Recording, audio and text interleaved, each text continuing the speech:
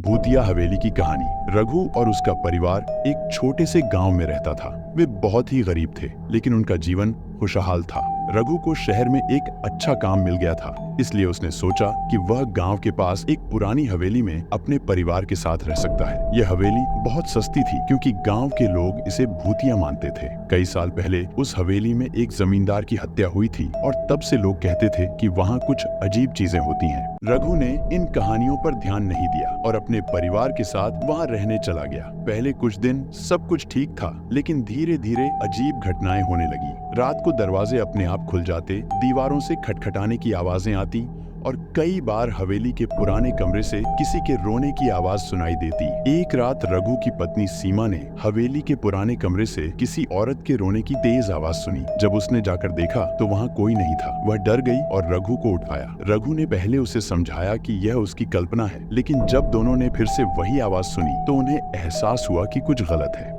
अगली रात रघु ने यह तय किया कि वह उस कमरे में जाकर देखेगा कि आखिर क्या हो रहा है। जैसे ही वह कमरे में गया, दरवाजा अपने आप बंद हो गया। रघु ने महसूस किया कि कमरे का तापमान अचानक से बहुत ठंडा हो गया है। कमरे में अंधेरा था, लेकिन उसे लगा जैसे कोई उसके पीछे खड़ा है। जब उसने मुड़कर देखा तो एक धुंधली सी आकृति उसे दिखाई दी, जो धीरे धीरे स्पष्ट हो रही थी। वह आकृति एक औरत की थी, जिसके चेहरे पर खून था और आंखों में गहरी नफरत।